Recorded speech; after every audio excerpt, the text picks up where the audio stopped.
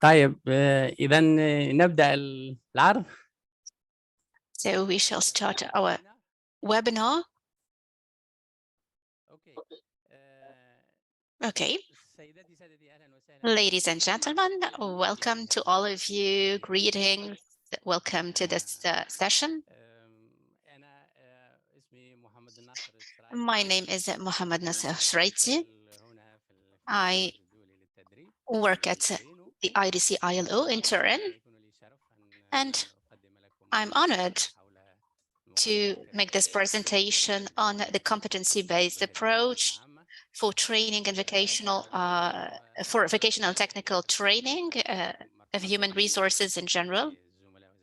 I will be supported by my dear colleagues. Anita has something to say to us. Anita, please. Over to you. Hello. Yes, let me just see. Thank you very much, Nasser. I was just going to finish that I was here with you, Duncan, Feisha, and I. So sabah al khair to everybody.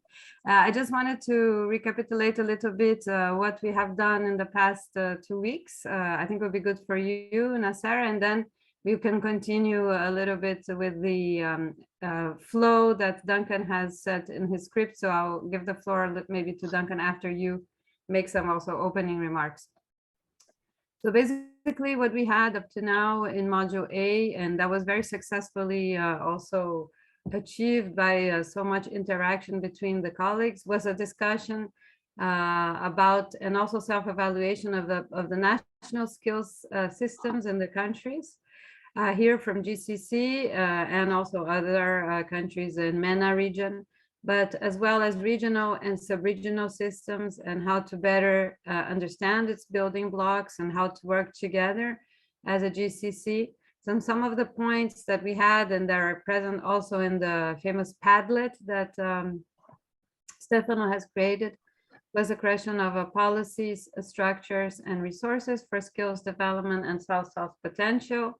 Another one was anticipating, planning, and monitoring skills development. Other questions brought up the question of developing and certifying and recognizing skills, which is so important within a region, and also improving access to skills development and labor market for all. And this is, of course, very important within the region. We also had some discussions on the skills for employability, decent work, and productivity shared within the sub-region. So it was very natural that most of the countries spoke a lot about GCC, so we didn't have to push so much. Normally our really to have this sub-regional discussion, but it came very naturally. We also identified some good practices, and this is where I give the floor to Duncan to complement a little bit on the good practices and the sub to be transformed in potential South-South partnerships with the aim of enhancing the pooling, sharing, and use of technical resources, fostering development of partnership-oriented capacities in line with the principles also of South-South cooperation. So that was very successful, and also identifying slowly, not too surely, some funding potential for GCC's countries. So we are also hearing from like some of the funds or some of the governance structures that actually think in terms of possibilities that where we can knock our in some doors. We also looking for some building blocks which include policies and strategies from learning from each other, governing skill system, understanding future skills needs. That was another Padlet discussion, is what are the future skills needs and what can be done through international and South-South and triangular cooperation, which is this cooperation between countries in the same region or across regions as well. So we even talked about, my colleague Feisha has given an example from China ASEAN cooperation. So that was very interesting too. And then we also discussed a little bit the question of, what could be a good curricula for skills development, skills through peer learning, accessing skills in the context of South-South, skills on informal economy as an analysis of GCC, but also MENA. So we had participants from Tunisia come and give a presentation, and there was an analysis of how that can be adapted for GCC context. Also a question of employability, apprenticeships as well. So a lot of discussion of networking and how to create a network or union, let's say, but at least networks of GCC countries on skills. So I think that was very clear from at least the groups I participated, because I was in some of the group works. So I think it has been up to now a very, how can I say, proactive, exciting discussion. So I think that now we're going to start the module B. So before we hear from you, Nassar, maybe we can hear a little bit from Duncan on the good practices, if that is okay with you. Over. Thank you anyway. Shukran. Okay, thank you, Anita. I think you've tried to summarize some of the key highlights from the good practices. But I think one of the things that I also want to point out is the whole issue of skills and technology, which was a little bit rampant in some of these good practices or some of the key areas that people are looking at. So even as we continue with Module B, it will be key to also just try and highlight also try and look at areas where countries can collaborate together, because the whole point of this is more on peer learning, knowledge exchange. So we do encourage each and every one of us to just use the platform. Even during the session, you can ask a question in the comment box, so that more and more we learn from each other. So that's the key point of this. And also don't hesitate to reach out if you have any question on how you can either turn a good practice into a more south-south based. So feel free to reach out, and we'll always try and support. So without much ado, I just want to encourage us more and more to continuously learn from each other, continuously collaborate, so that you don't just participate as an individual, but you feel free to ask any question from other participants. Thank you so much. Thanks, Duncan. And just before giving the floor to Nasser, just to concentrate on our switch to Module B, which is upcoming now, is that we're going to look into some of the questions related to skills anticipation and matching, and a focus on green skills with the South-South approach. So these were the ideas when we had our concept notes. So basically the why, so is upon the completion, we will have a better understanding of the drivers of change that impact skills demand, and realize why these imbalances occur and what national and sub-regional labor market consequences you have. The what for this course would be to help GCC stakeholders to understand the critical milestones, questions, objectives, and components. The who would be the providers and target groups anticipating the skills. So this is something we can keep in mind. And the how is that learning about quantitative and qualitative methods, and also South-South and triangular cooperation, of course, because we are here also to learn from each other. So I think that is an important. Some of the key objectives is this understanding of this change, discussion on the critical milestones, and sharing the results on South-South cooperation with GCC, but also sometimes maybe taking advantage that you have some of the BRICS countries here, at least with the moderators like Feisha and I'm from Brazil, and Feisha is from China, and maybe we can hear some of her perspectives as well. And then we have a series of modules to enter into these questions, and that's the idea for the next sessions to come. And always, of course, looking into this regional and sub-regional cooperation. So I think with this, I give the floor back to our moderator, Nasser. And then later, I think Duncan and I will moderate a fishbowl. And I apologize in advance. I have to leave at 9:30 because we have been called for a department meeting, so that we cannot, because there's some new changes here in the ILO as well. So we have to adapt also our skills to our new employability means. Over, Nasser. Thank you very much, Anita and Duncan, for this comprehensive introduction. As you have understood, I will present in Arabic, of course. So for that, let me share my screen. Okay. Do you see my screen?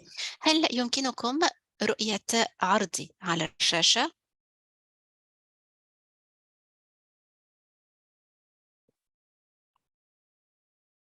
Is it okay?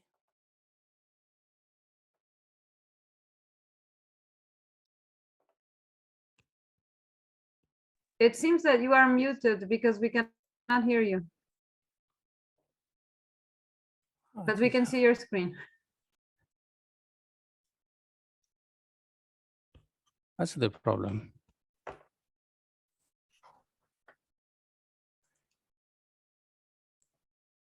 The screen was okay, now it disappeared.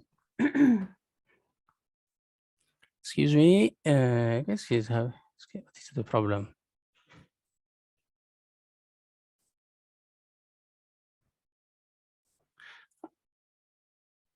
Now we can hear you. And You can see hear the me? screen. Yes, both. Now And we you, can see. you see my screen? Yes, now everything is fine. Okay. But you see my presentation? Yes, yes. So Okay. you can go ahead. Okay, thank you very much. Sorry for the the technical issues. إذا مرة أخرى ربما أضيف بعض المعطيات عن نفسي. Once again, I would like to introduce myself. I come from Tunisia, and I have a 30-year experience in the field of recruitment and training, 20 years in Tunisia and almost 10 years abroad. I've worked for several years in supporting developing countries in the field of vocational training and skills. Now I will start my presentation, which is titled An Overview of Competency-Based Approach.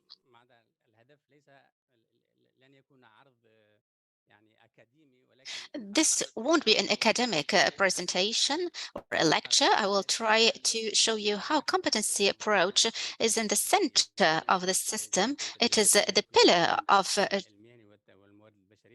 vocational and human resource training systems in general. I will be focusing on its impact on the training and on the formulation and design of training systems. But first, allow me to start with a few questions, maybe one or two questions. First question, in your opinion, is the certificate sufficient for an employer nowadays to recruit a job seeker? So, all in all, is it enough for an employer to see that the job seeker has a certificate or a diploma, and in order to recruit them, do things move this way? I would like to get your feedback in this respect. Of course not, says Ibtisam. Why? Good morning, greetings to you. I'm Ibtisam Al-Said and come from the KSA. My answer is absolutely not. Nowadays, the diploma or a certificate is just a document, but what is needed in the labor market nowadays, be it in the Arab countries or developed countries, is a number of technical skills and education on personal skills and capacities, attitudes, what is required by work and technology. We keep hearing nowadays about the artificial intelligence and development worldwide. Therefore, a university or an academic certificate or diploma is not enough anymore, but we need to keep learning in order to keep pace with the labor market requirements. Thank you, Ibtisam. Mr. Muhammad?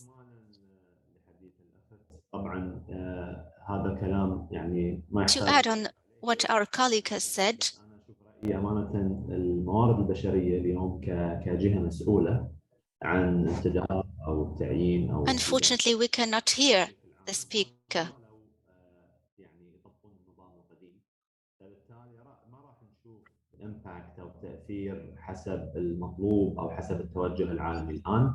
ففي عندنا حاجة كبيرة إن احنا يعني نعيد برمجة الموارد البشرية على أساس We need to change training curriculum in order to match labor market requirements. So the certificate or the diploma do not reflect the employer's requirements nowadays. So this is a summary of what the participant just said. Any additional intervention? Apparently not. We'll move to the second question now. According to your experience, what are the most important problems faced by the training and competency building system? One or two interventions? Yes, Mr. Mohammed.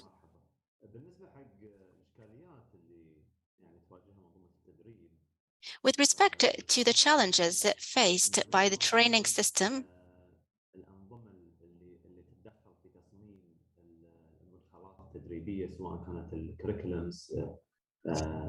we can mention inadequate curriculum,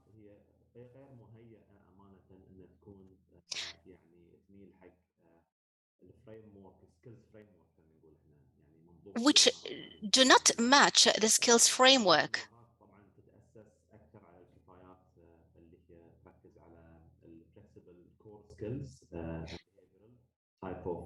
They are rather focusing on core skills and competencies, which doesn't match the training system requirements. So the system is still based on an old approach, which doesn't match new requirements. So it doesn't allow to get educational requirements matching the labor market needs. Unfortunately, we cannot hear Mr. Mohammed.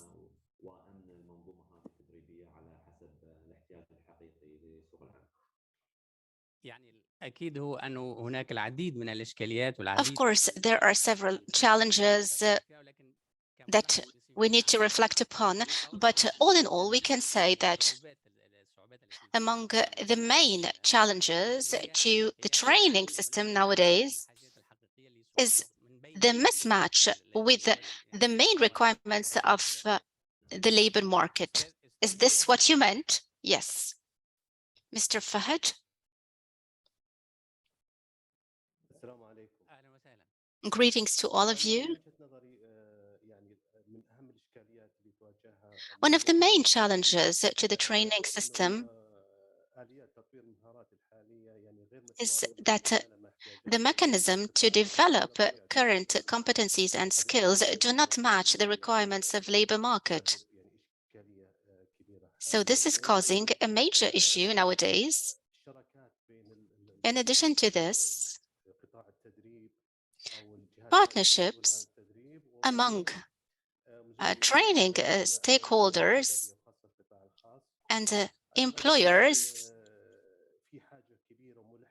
are faced with a number of challenges. We need to reskill and upskill job seekers. This is of utmost importance, especially in light of the major changes in the recent years that saw a change in skills requirement. And as my colleague said, curriculums provided by educational institutions should match the labor market requirements. Sometimes there are some disparities between the labor market demand and skills offered. Therefore, we need an upscaling and an updating of this process. We also have the quality assurance system, which needs to be promoted, especially in the field of training in our Arab countries, where we need an efficient quality assurance system. Last but not least, there should be cooperation between government entities and the private sector to ensure complementarity in information and data relating to the labor market. Thank you so much. Thank you. Last intervention from our colleague Sana. Good morning. Thank you for this opportunity. among the bottlenecks for training is the absence of appropriate training centers and institutions that are most important in our Arab countries. There is also a mismatch between demand and supply, between countries of origin and countries of destination. We also need to raise awareness of employees before recruiting them on the importance of skills and job opportunities in the labor market. Because when employees are lacking some skills, the employer must promote their skills or provide them with the necessary skills. However, if such skills are not appropriate for the labor market requirements, the employees should be entitled and allowed to move to another job or employer. They should be given such an opportunity to get training through training institutes for an upskilling and reskilling so that they can move to another job, because we know that the labor market is in constant change. Thank you.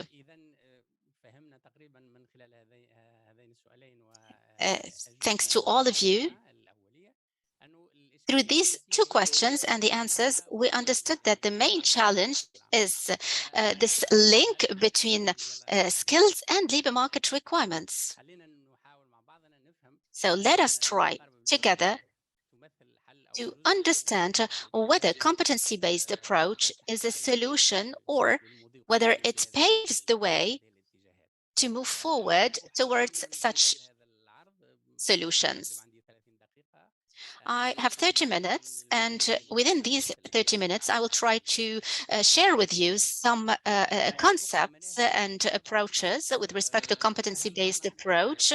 The main elements of competency-based approach,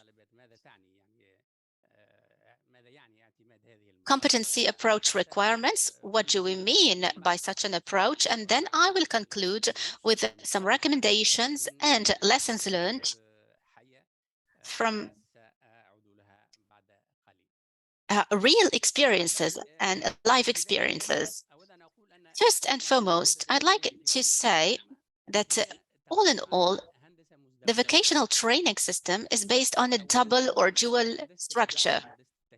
First, management structure or architecture, which is about everything related to determining national policy for vocational training, the legal and regulatory framework, the organization of human resources within the system, and the performance assessment. So this is the administrative or management structure. And then second, we have pedagogical structure or architecture.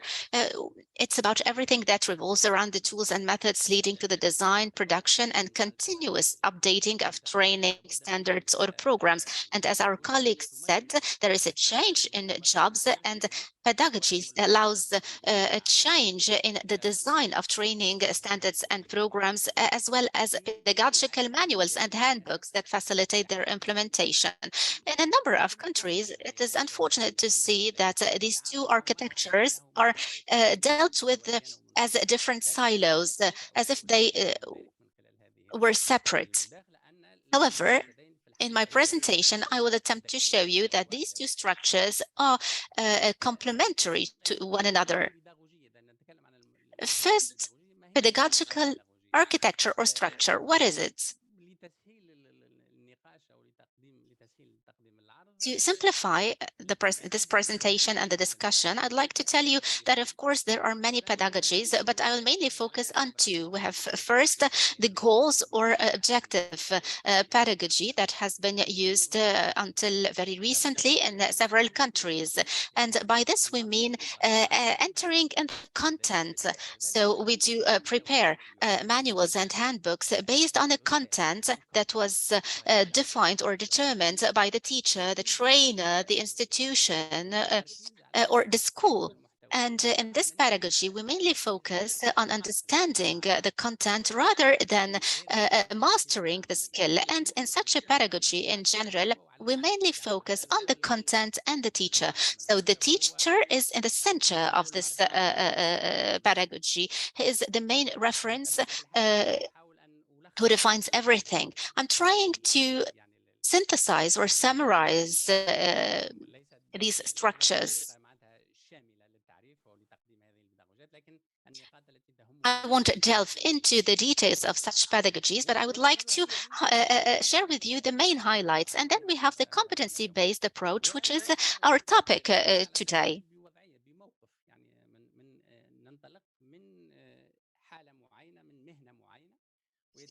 And then we will start from a specific occupation or job. We will focus on having the student or the trained master these skills and perform an activity directly without focusing on whether he is able to demonstrate an understanding of the content of the activity. So we mainly focus on the action, on the activity, which is multidimensional, as we will see.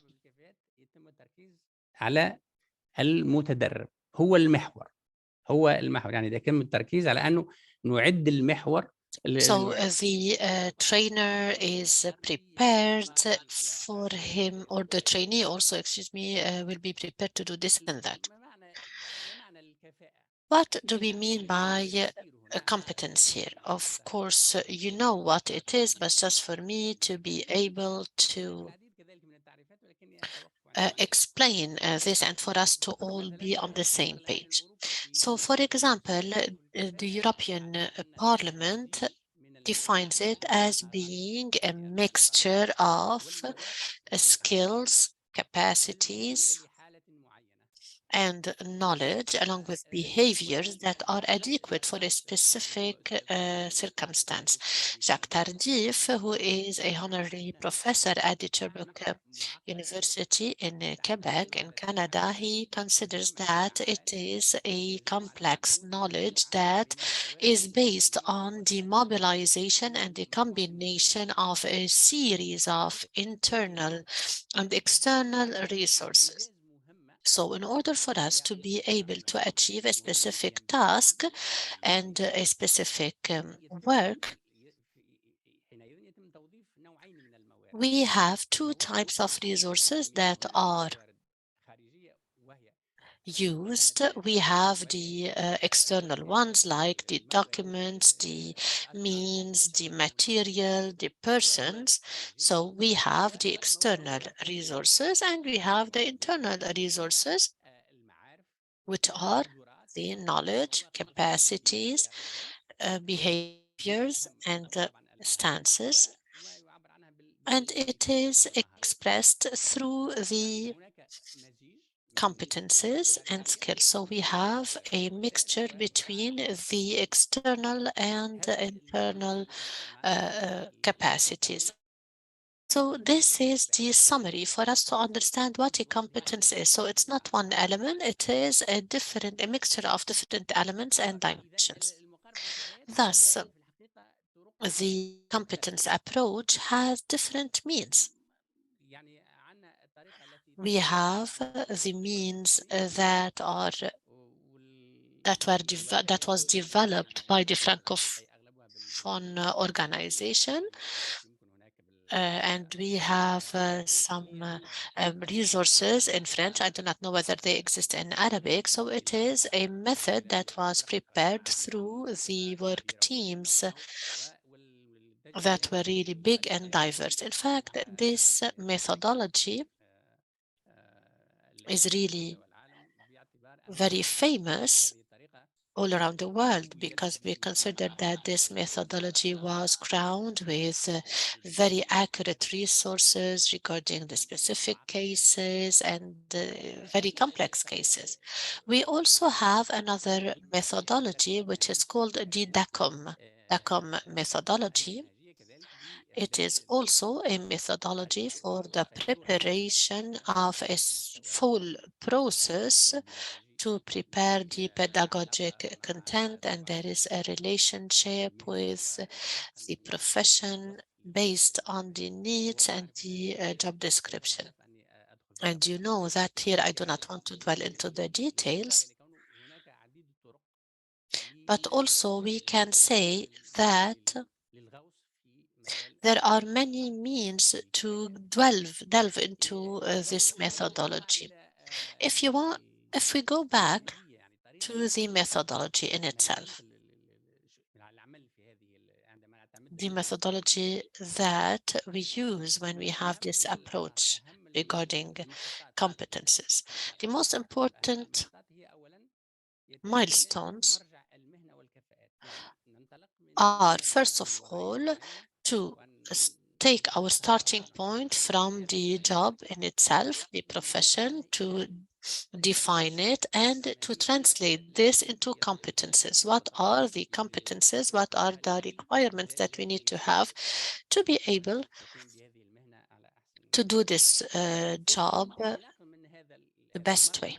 Then, based on these data and reference, we can prepare the training reference, and we can decide how can we really allow the trainees to have these competences and to excel in them. Afterwards, we have the reference concerning the assessment and certification. We assess, we evaluate what extent the trainee got the competences aspired for and the certification. So we have the confirmation that the trainer the trainee was able to acquire the competences needed. So this is in general what we call the training engineering when we talk about the competence acquisition. Now things have developed. We have new types of questions. Instead of the full implementation of this specific method or process, talking about the profession, the training, and the certification and evaluation, now we're talking about a non-formal training. An individual now can acquire different competences and skills while not being within a formal training. So the question here is it possible for this individual today to have the adapted competences allowing him or her to take a job without asking how was he able to get them, without putting the precondition of having a specific process that was followed at a formal training center, for example, or having a formal certificate. Since now the world is evolving towards this, and since we're talking about the recognition of the acquired competences and assessing them, thus it is now acceptable today to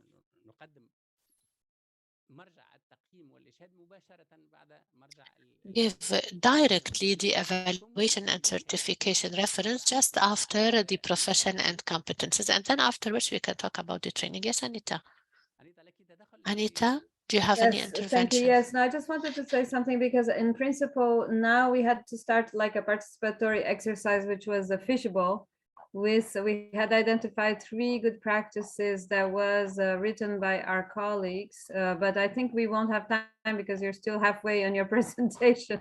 And these colleagues had written good practices. I think it was Mohammed Hodna that is here, and what was the other colleague? We also had Ahmad Al Ghazi from UAE and Al Barak from Saudi Arabia, because we had pre-selected some of the good practices. And also just to so maybe after you wrap up, that can be done.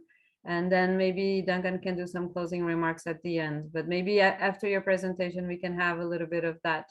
And just to say also, as I have to leave, I'm just going to say my closing remarks now, 15 minutes before, half an hour before, just because I think what will be important for us to look at during this module B is the understanding the importance of regional and sub-regional cooperation for skills anticipation and matching. So this is something that we want to understand.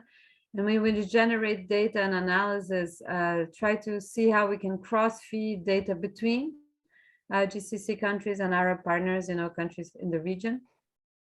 Also, as you were saying, on the certification and skills anticipation, always looking for these challenges within countries and shared goals.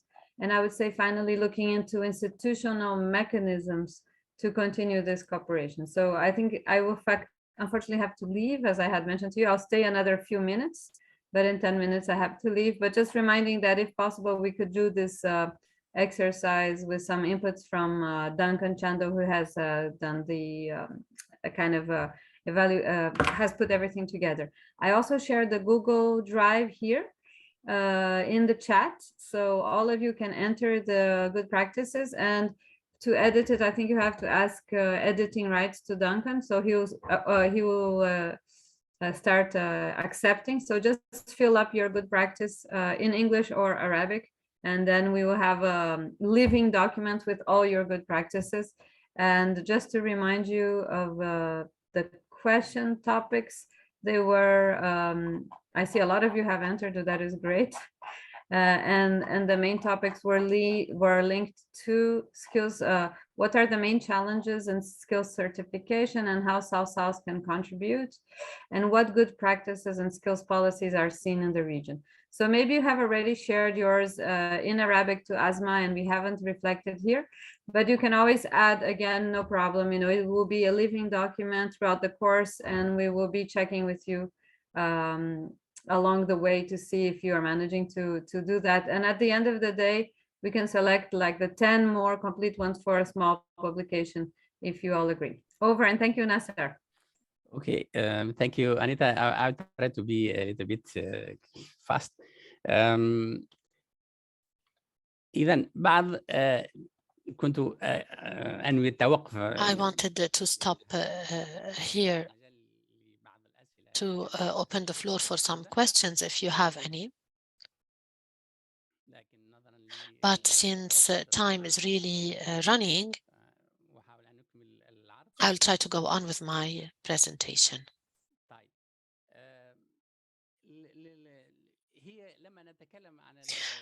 When we talk about this approach, it's a flow of data and information. So I here wanted to note that the ITC has worked on a vision of this training system, and we have 9 main functions, in addition to the fact that we have some interaction amongst the different trades through these cascades.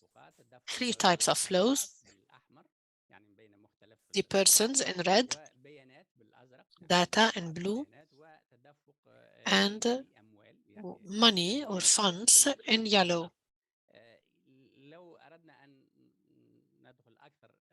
If we want to get into more details to understand the data that are related to the methodology, we will discover that we have 2 types of flows. One that is related to the certification and training structure. We have also the certificate structure that is amongst the different jobs related to the strategy of human resources and the reference, the evaluation structure. And also we have here this in vertical, in addition to the fact that this structure that is related to the data related to seeing the needs, noting what are the economic needs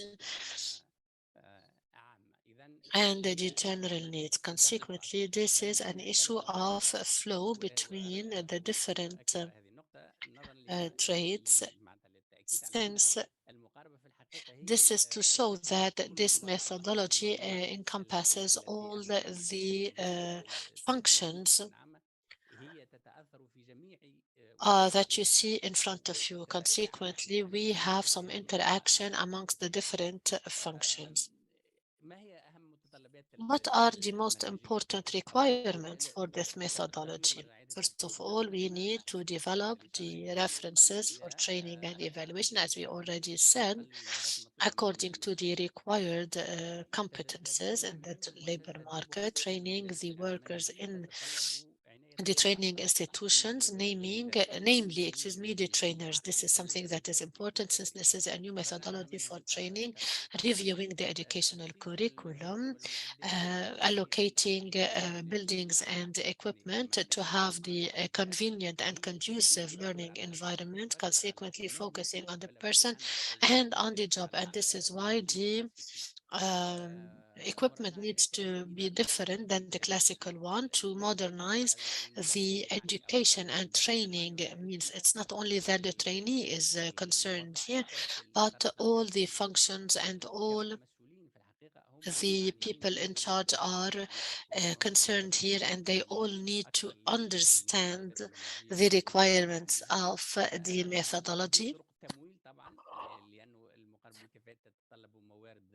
to modernize the financing methodologies, and we cannot only suffice ourselves with the material that we have. We need to adapt them, and this also requires a lot of cooperation with the labor laws through the analysis of the jobs, through the trainings and surveys, etc., especially through the recruitment and opening the way for these trainees, for them to use all the equipments that we have in these institutions and to know the mentality and the behavior that is to be adopted in the labor place. Thus, through this summary, the approach is a new approach encompassing the entire and affecting the entire system of training. I talked about some experiences. In fact, I had the honor to be at a team working on a study over 7 countries: Benin, Ethiopia, Ghana, Morocco, Rwanda, Senegal, and South Africa.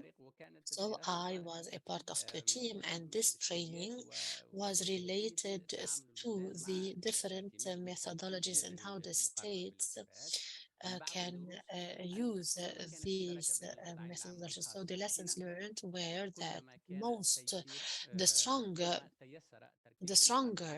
the partnership between the private and the public sector is, the best it is for the competence approach. So we cannot just say, yes, we have a partnership. No, we need to strengthen the partnership, and we need to have a real partnership between both sectors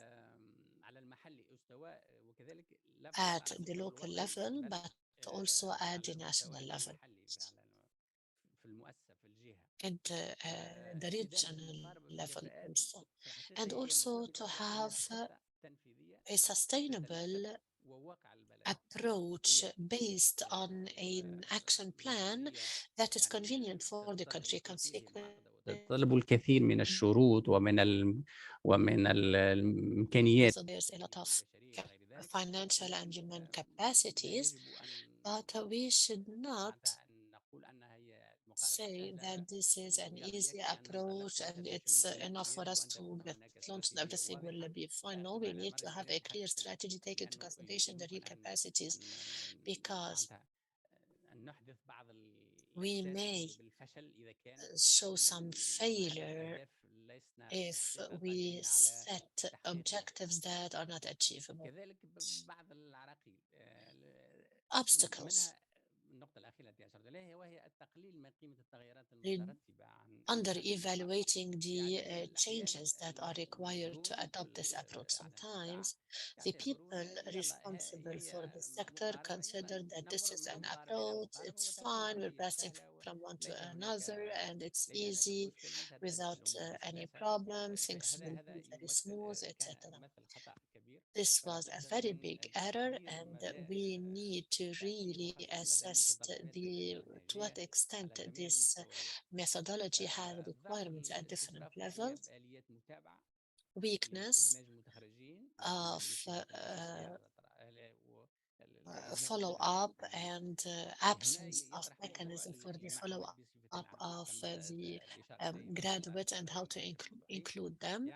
We talked about this indirectly some time ago. So the information and knowing to what extent we have some developments and how these trainees, where these trainees finished. This has very good repercussions on the curricula, the training of trainers, etc.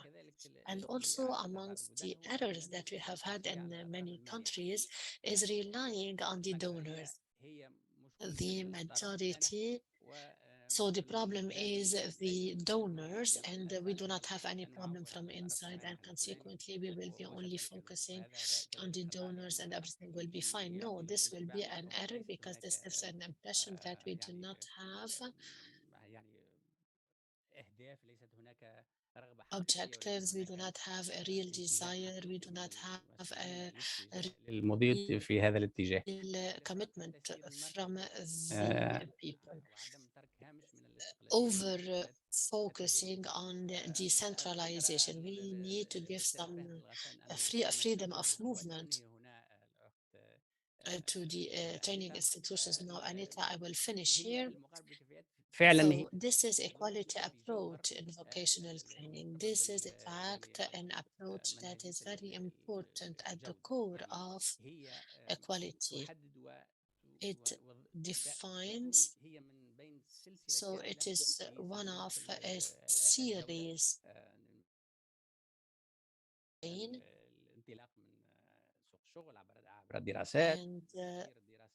as we said, when we are changing the studies and training, translating them into the content of the training and references, etc. So I think that you know this graph, but you can resort to it whenever it is needed. This is what I had for today. And I think now that we can pass to the groups if you do not have any questions.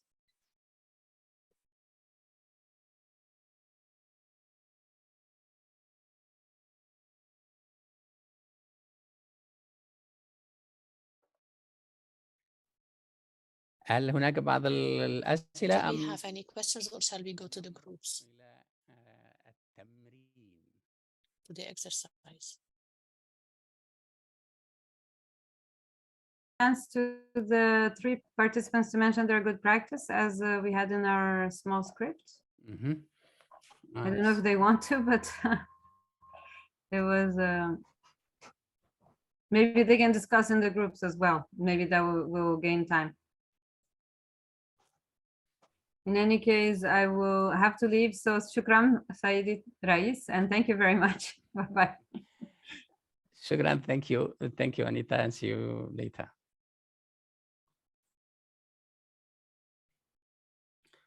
الأستاذ محمد. السلام عليكم. سهلا. Hello. شكرا أستاذ على الشرح. Thank you, sir, for this very good presentation. things were very clear regarding the motivations, but I just wanted to comment here. And today we were talking about the competence that goes along with the needs and focusing on the competencies that we are assessing with regards to their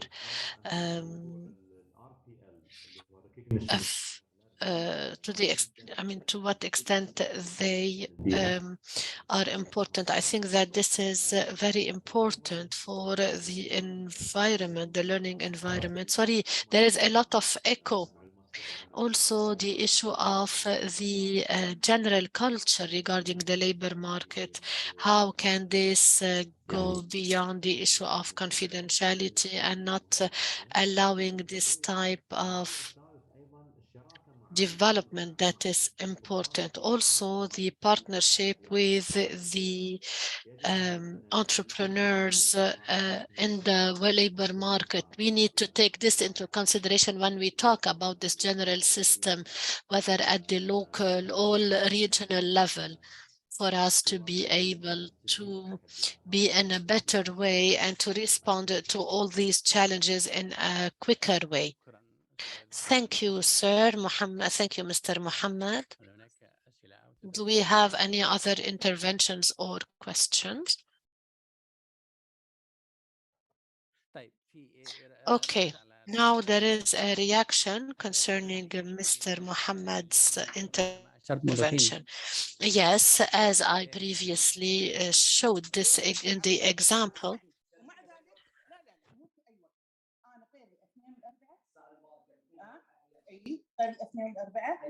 Apologies, there's somebody. Thank you, Mrs. Sana. So today we're talking a lot about the possibility of gaining these competencies and skills without passing through training institutions. This requires a recognition system and an RPL. And we know that this competence approach, I didn't get into the details, so this relies on the units. Let's say, for example, that the program in general or the profession in general is detailed into units, and these units can be assessed. So according to this RPL system, we can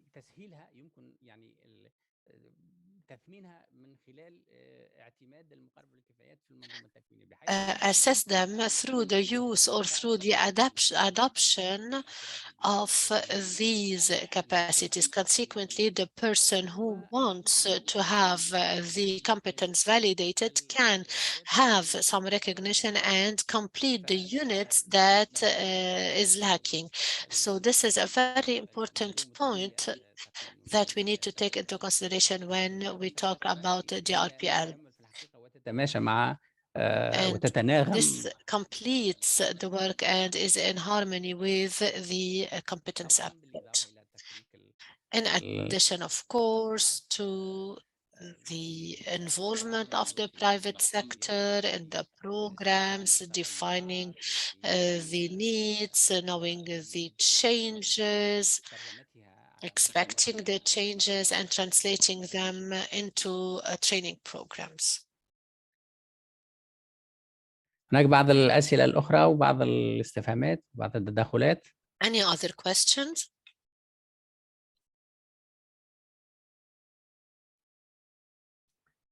طيب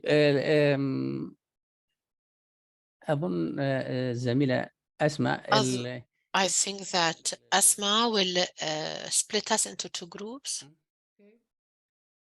We can move to the groups.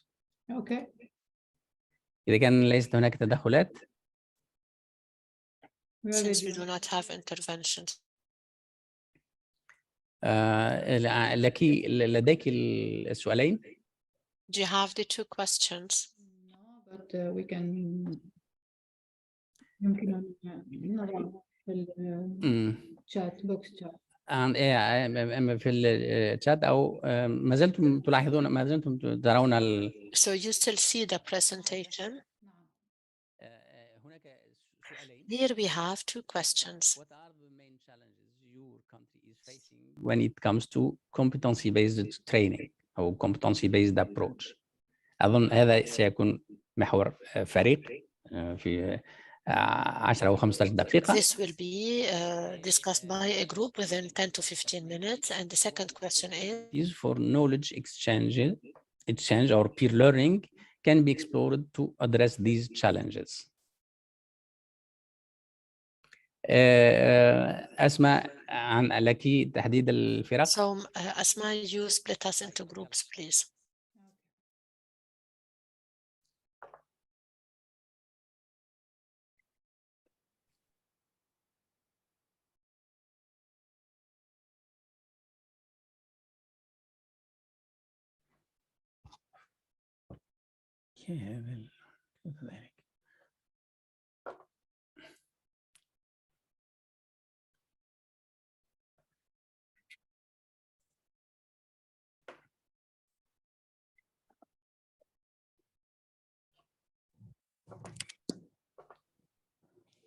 يمكن الاستماع إلى ملخص ما جاء في ضمن نقاشات الفريق الثاني المتعلق بإمكانيات التواصل، إمكانيات الشراكة بين المختلف البلدان في المنظمة.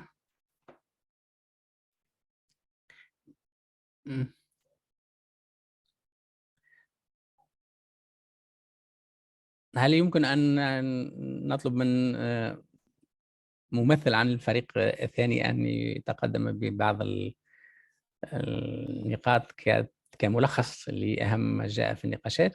Is it possible to ask a representative of group number 2 to give us a summary of the discussions? وأمثل فريقي. طيب يلا ننطلق في انتظار أن يكون الفريق الثاني مستعد. بإذن الله بإذن الله. تفضل أستاذ محمد. طبعا كان نقاش ما شاء الله يعني متنوع، يعني كنا يعني دمجنا السؤالين. It was a diversified discussion. We had challenges and solutions. We talked about the presence of people, and they talked about the programs. And all these discussions were important, and also we talked about the UAE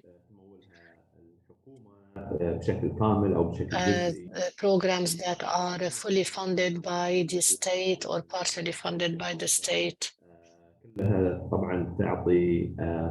So all of these platforms give us an opportunity for training and continuous education. We've already mentioned the importance of linking training to labor policy, recruitment, employment, and impact measurement, which is of utmost importance, so that this process is like an investment process with clear revenues. We've also mentioned or discussed the topic of training curriculum and the role of vocational training centers in this respect.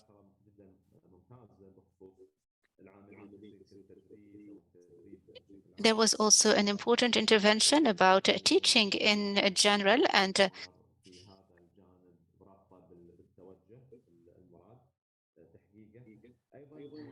we can't hear the speaker clearly, unfortunately. There was also an intervention from KSA about the challenges in terms of the lack of training resource persons, which is adversely impacting the performance of training centers.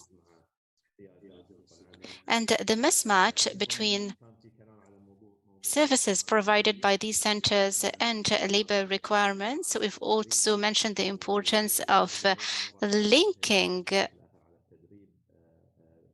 the labor requirements with the training offered in general and linking educational outcomes with the labor market requirements.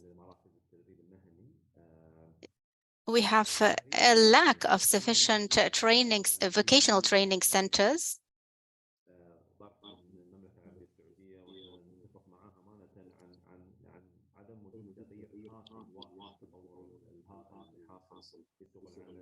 So our colleague from KSA said we are still lingering behind the technological advances.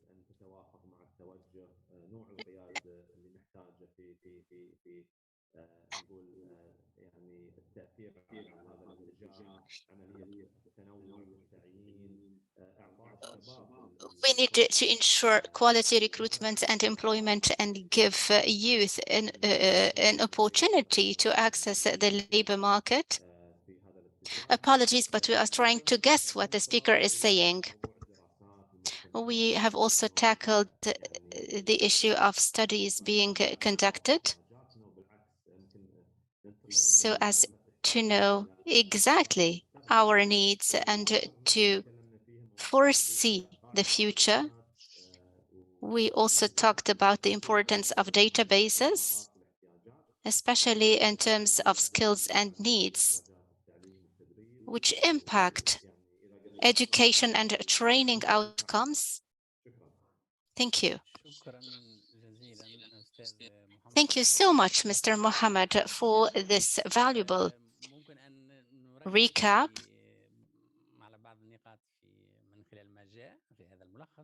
Maybe we can highlight the main takeaways of this summary. As you said, a training system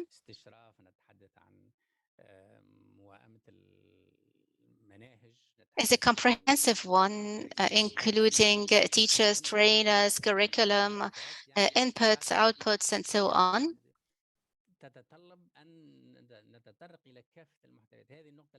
And this requires from us to touch on these different elements.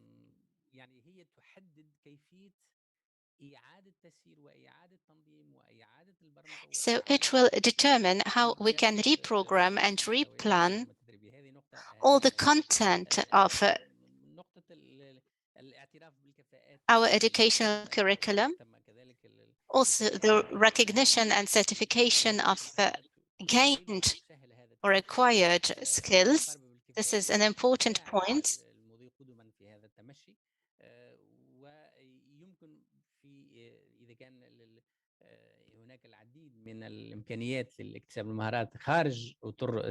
If there are many resources in terms of skill acquirement or acquisition outside the formal training centers, we might not need to establish new centers. Therefore, we can rely on the job skills acquisition. Thank you so much. Any remarks from the second group?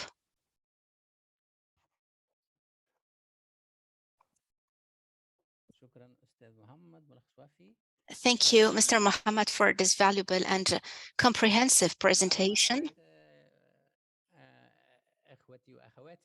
Any comments or remarks from the colleagues?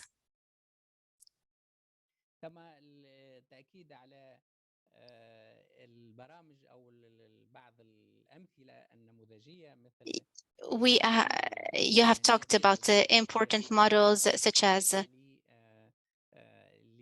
internship and apprenticeship in KSA, which aims at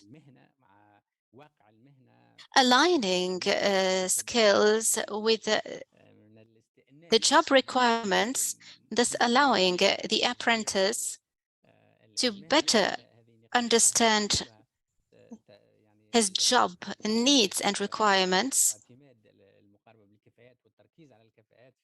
And this shows the importance of competency-based approach in order to develop the training system. Anticipation is also very important. We should start from data and designing programs to create new jobs. Fine. If there are no additions, I guess that we have completed the time allocated to the session. I wish to extend my thanks to you, and I hope that my presentation was useful. It is only an introduction or an entry point that aims at encouraging you and motivating you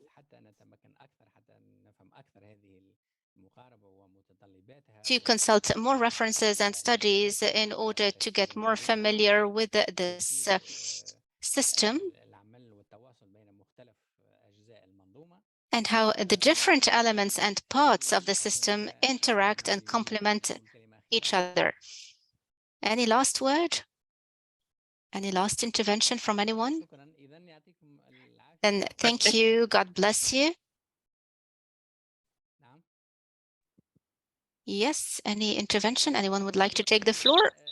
Apparently I just not. wanted to say that thank you so much for the presentation today. Like indicated earlier, this is still an ongoing process. And more and more, we encourage each and every one of us to share their knowledge, share their whatever the good practices happening in their country, because more and more, this is more continuous and learning process. So until next time, we really appreciate you being part of this. And thank you so much. شكرا لكم جميعا وإلى اللقاء. Thank you all and see you. شكرا. سلام للجميع. Goodbye.